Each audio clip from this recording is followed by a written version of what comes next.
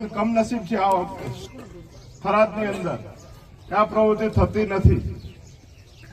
આપ સૌને વિનંતી છે, ખાસ કરીને રાજપૂત સમાજને તો એના માટે વિનંતી બધાને કરું છું કે જ્ઞાનીબેન આપણા માટે કરીને હંમેશા લડ્યા છે, આપણા માટે હંમેશા જ્ઞાનીબેન લડ્યો છે ને લડ્યો એટલે કઈ રીતે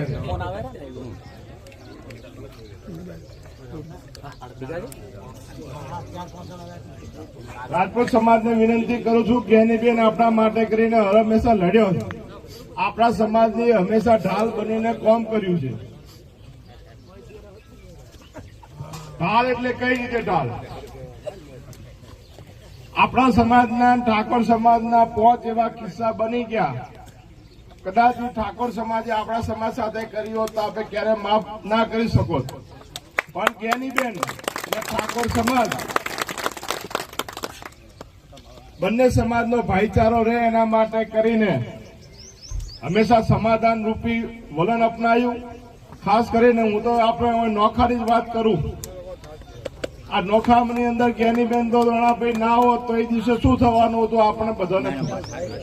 આપણા માટે કે પોતાના સમાજમાં ઝેરના ઘોટડા જ્ઞાનીબેને પીધા છે એનું આપણે ઋણ ચૂકવવાનું છે। મહેરબાની કરી 18 આલમને તો વિનંતી કરું છું, પણ રાજપૂત સમાજને ખાસ કરીને વિનંતી કરું છું કે આપણે તન મન ને ધનથી આ ચૂંટણી ગામમાં લડજો। જ્ઞાનીબેન માટે કરીને જો હાથ જોડવા પડે તો આપણે બધાને જોડજો, અને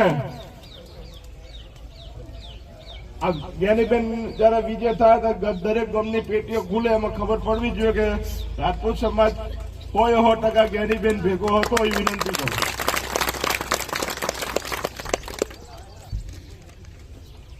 ડેરીઓમાં નોકરી આપણે જોઈએ છે, ઠાકોર સમાજ નથી જોઈતી। બેંકમાં નોકરી જોઈએ આપણે જોઈએ તો બીજા સમાજને નથી જોઈતી। તેમ છતાં બધું સહન કરીને જો આપણા ભેગા રહ્યા તો આપણી પણ જવાબદારી બને, જયારે એમનું આવે તો આપણે પણ એમના ભેગું રહેવું। બેન, અમે તમને આ 5 ગામોની ખાતરી આપવા છે, બધા આગેવાન બેઠા છે, બધા ગઈ વખતે પરબતભાઈ આ વિસ્તારમાંથી લડ્યા, કદાચ કોંગ્રેસ ભાજપ ભૂલીને બધાએ પૂરે લગભગ 70,000ની આ વિધાનસભામાંથી લીડ આલી હતી। માવજીભાઈ સાહેબ જો લડતા હોય તો બધા પોતાની લાગણી રાખે, આ વખતે આપણી બાજુના કોઈ નથી। હું તો દેખો વિધાનસભાની ચૂંટણીમાં તમને ત્યારે કહેતા કોઈ ફોન નહીં કરી કહો, મળી નહીં કહો, પીએસસી કોમ નહીં થાય, પણ ત્યારે કોઈ માનતા નહીં। પણ એલા ભાપીવાળા પટેલ સોમજીભાઈ આપણા 2.5 લાખ લોકોની મનની જે વાત હતી સોમજીભાઈ પટેલે આખા દેશ સુધી પહોંચાડી છે।